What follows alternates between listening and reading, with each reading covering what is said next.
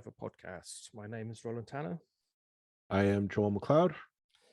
and we've got something a little bit different today. As some of you will have noticed, I was away for a few weeks, and before we went away, Joel and I kind of thought about, what could we do to kind of use that experience, I guess, and we thought, I could do a little bit of research into an episode of a kind of a compare and contrast things. Urban things, transit things in Scotland, which is where I was with the 905. So, what we're going to start off with today is a kind of short essay about that experience, and then we're going to come back and discuss some of it and ask some questions about what it maybe tells us, what it can usefully illuminate about similar things that are happening in the 905 region right now. So listen up, and we'll be back afterwards. Is that okay? Yeah, I think that works. And welcome back. So Joel, Yes. what do you reckon of my what I did on my winter vacation essay? Well, first of all, why did you go to Scotland in the winter time? Normally in the winter time we go to places like Barbados or the Cayman Islands, someplace fun like that. So I think you went in the wrong direction, but I understand work and what have you. But I find it interesting because I mean, years ago I went to Scotland when I was a wee lad. So I kind of understand the mentality or the vision that you're portraying there. What I find interesting is that the fact that you can in a city like Edinburgh, which is literally thousands of years old, they can find a way to incorporate modern conveniences like an LRT, right? You picture like this. I think when most of us over here in the new world, if you will, go back to visit in our mind are thinking of Edinburgh, we're thinking of like a medieval city, tight streets, barely walk, not walkable, but just like you can barely fit yourself across. They're just such tight streets built before the idea of the automobile, and yet they're still able to do these things like an LRT for the population. I think that's a really interesting point, actually.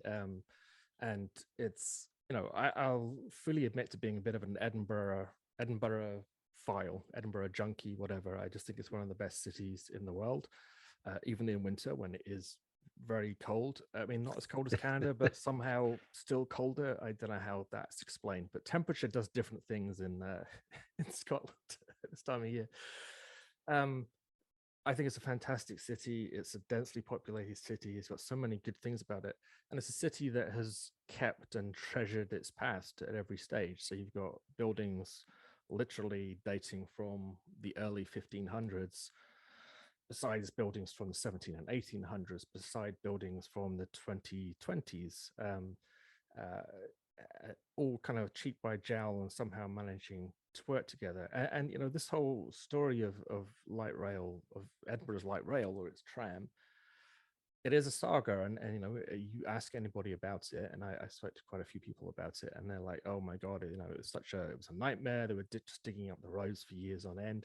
They're still digging up the roads because now they're doing the second phase, which is in many ways more difficult than the first phase, because the first phase actually, by and large, does not use the streets. They actually found ways between the houses, so to speak, so that for about 80%, if not 90% of the journey in from the airport, it's really like a railway and not like what we consider to be a tram. It's not running along streets.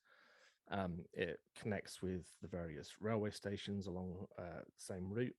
And it's only in the last bit, as you come into downtown, that you're kind of behaving like a tram and running along the road. Phase B is, I think, much more about running along roads like we're used to on Spadina in Toronto.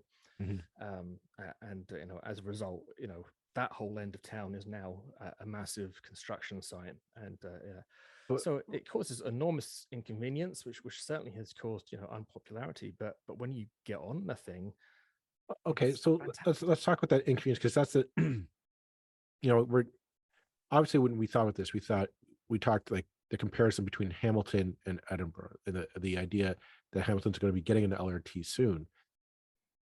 The the the people against LRT here in Hamilton and in North America is, the inconvenience that the construction is just going to hold up traffic everywhere. It's going to be impossible to get around. It's just going to cause such disruption to build the thing. Phase one in Edinburgh, now that it's built, what's the reception to it by the population there? Like, is it just like, okay, this is a failed project, tear it up and let's start over, or is it has perception changed? I think now it's there. There's a variety of opinions still. However, bums on seats is what the game's about. And I went in at midday on a Thursday or something like that this year. I mean, I've ridden it before. It was full. It's busy. It's very well used.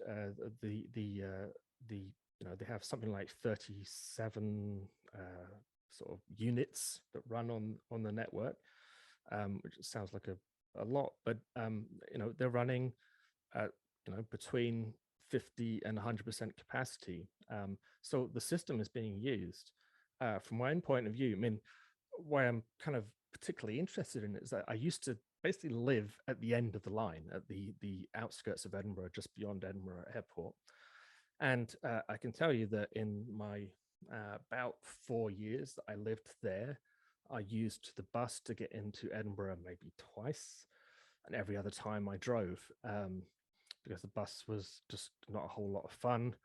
Um, the tram is just so fundamentally different. It's just a better experience. It's smoother, it's quieter, it's cleaner. You're not, particularly in these COVID times, you're not sort of feeling quite so cheek by jowl with everybody as you often do on a double decker bus. Um, and I feel quite honestly like if I still lived where I lived back in 1990, I don't know when it was, 1996, 7, like something like that, I would use that all the time in preference to the car because it's actually going to be cheaper. Because by the time you've got into Edinburgh and parked, parking is not a cheap business in Edinburgh. So it seems like it's good. I mean, there are still people who will say, I'm still going to drive in. They've just built a massive new multi-story car park in the center of Edinburgh, which seems to somewhat go against the whole principle of the thing, but whatever. Right. But I think it's there now. No one's saying dig it up. I think if and the second phase is going ahead. And again, while people are still rolling their eyebrows about costs and inconvenience and all the rest of it, when that's done, that will be a fundamentally, what it is now will be more than doubly kind of effective, and then it will be really a way to get right across the key parts of the city rather than just into the shopping areas. Now, the one thing that I thought, hang on one second.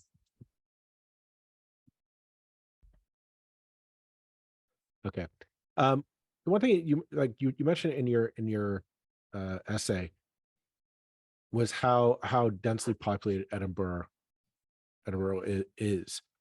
And it's kind of like they kind of did the opposite. Like the idea in the 905, it says like Mississauga and Hamilton, is that we'll bring the LRT and it's going to bring business and population to the areas like along the stretch of track that's supposed to serve. Whereas it seems to me like they did the opposite. They already had the density. Like we need a transit system that's going to serve this population. And I find that's an interesting contrast just in terms of like the start with both two cities start off in different parts, and I see like they're coming up to the same conclusion. Yeah, I mean, you could make the case that Edinburgh didn't need an LRT, didn't need the tram in the same way that Hamilton does. Edinburgh was already a very successful, financially prosperous city. House prices in Edinburgh are, a one bedroom condo, in effect, the equivalent of a condo, one bedroom, £600,000, which that's a lot of money by any stretch of the imagination. And I just wanted to know. So, and it was expensive back in the days when I was living there, and it still is. So, to an extent, the economic benefits are smaller. And I think it was the argument was much more about Edinburgh is just not built for cars. It's a nightmare to drive around. And I say that as someone who drove around it a lot and knew the streets kind of like the back of my hand to an extent. Um, it's it's uphill and down dale and little corners and inconvenient turning spots, and uh, it's a chaotic system that evolved over 1,000 years, as you said. Mhm. um, and anything that can get traffic off the roads and clean up the air downtown, which certainly back in the day, Edinburgh's with a much higher use of diesel vehicles in Europe. The center of Edinburgh was a very smelly, diesely place back in the past, and I think there's a real sort of air quality argument apart from anything else Yeah, about the new system. I mean, the other thing that you were kind of hinting at was that, um, like you think like in a North American sensibility, when you're approaching that kind of density downtown, and the fact that all these old streets, old roads, they were built long before the idea of the internal combustion engine was even a concept. Everything was always horse-drawn buggy. That's what the core was built around. And yet, what I find interesting is that the city didn't say, well, okay, we just abandoned that part of the infrastructure, right? Well, we can't, that's the way it is. We just kind of have to keep building out, out, out.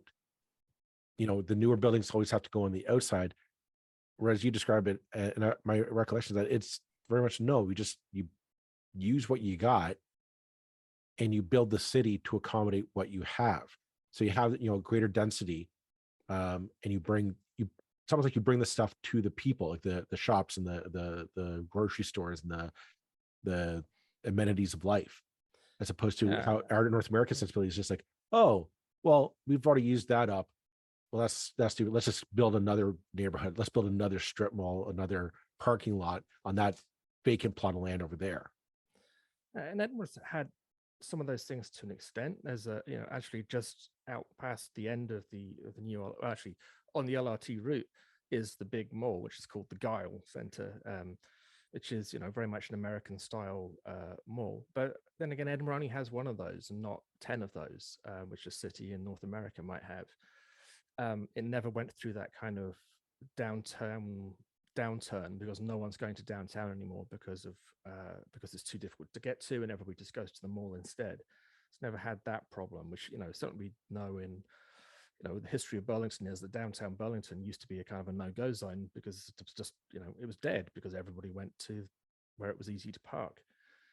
So it's not done a lot of the it's not made those kind of mistakes that we've made here. I mean, and I don't want to say it's like the promised land and everything's perfect. Edinburgh's got all kinds of social problems. If you've seen Train Spotting, you can know just a few. Oh yeah, yeah. So it's far from perfect. There's some really unpleasant housing estates that were built in the 60s. There's been some sprawl. There's still some sprawl going on. But basically, they do have a green belt, as most cities in the UK do. That has been in place for a long time. That is not questioned and is not being fundamentally undermined. And sure, there are not the population pressures either that we have. The population of Scotland is not going up, or the UK in general is not going up in anything like the same way that the population of Canada or Ontario is. So there's a difference there, but it is notable. And when I go back to Edinburgh, the boundaries are basically the same. The housing estates are basically the same. There's new infrastructure and modernization that's gone on, but there's not like 10 new housing estates on the edge of town that weren't there when I left. Mm-hmm. And like I say, some of that is because there's just less pressure on population growth, but some of that I think is that people, there's no real. I don't recall in all the time I lived in Britain there being a significant call to roll back green belts, for instance. Like, no, that's just the way it is. There's plenty of pressure still from developers to build, make no mistake, but certain things are just off limits. So taking that, that sounds eerily similar to our current plight in Ontario, where we are in a housing shortage and there's an urgency to build. what can you take away? What would your observations in Scotland? What can we take away from them and bring here to Ontario? I think taking back to the LRT tram debate, I think the first thing I would say is it's going to be painful. It's going to, in Hamilton, it's going to be a royal pain in the neck when they're building it. It just is. And that's people may tell you it's not going to be. I would say that's probably not true. It's going to be a pain. But, there's the greater the pain, the greater the potential gain, I guess. When it's there, it just seems to me, comparing then and now in Edinburgh, it seems just like a fantastic addition to the city, and one that can only get better as the network expands. That seems to be very much the experience from other cities in the UK where tram systems have been brought back as well. I think Manchester is another one, where their network has really grown very fast and without a lot of the controversy that happened in Edinburgh. So it's worth it. Get prepared to an extent for inconvenience, but it will be worth it. And to an extent, there's less. The difference is that so much of downtown Hamilton is not, it's not a major tourist destination as Edinburgh was. There's going to be less inconvenience in all of ways. And the other thing, a city that treasures its past, that treasures its heritage, that values things from the past, it is a beautiful city at the end of the day. Sure, Edinburgh's got an awful lot of history to go on, whereas our cities tend not to. But I think when you look at why people are starting to look at a city like Hamilton and say, you know what, I want to live in Hamilton, not Burlington or Mississauga or wherever, it's because Hamilton, for whatever reason, has managed to keep more of its heritage than those places have, or had more to start with, or the kind of North American thing of anything that isn't new, knock it down, its value is gone, I think is very destructive. And again, sure, Edinburgh is basically a missing middle city of Britain in many ways. It's not a huge city, and again, I don't want to say that it doesn't have its problems, that there aren't things that could be better. But this is a city that is low to medium rise at most, but there are no high rises, which has among the highest population density of any city in Europe. And sure, that's evolved over hundreds of years. It didn't happen overnight. It didn't actually happen because of urban planning of any kind whatsoever. But when you see it in action, it makes for one of the most vibrant, walkable, attractive cities, apart from the weather, on the face of the planet.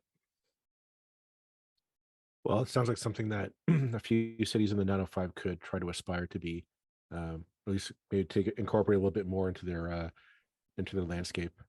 I'm gonna say that's probably a good note to end off this episode as well. Thanks very much for flying on your own dime to Edinburgh and bringing us this exclusive inside scoop, if you will. Happy to fly to any cities that people would like me to go to, although not necessarily on my own dime.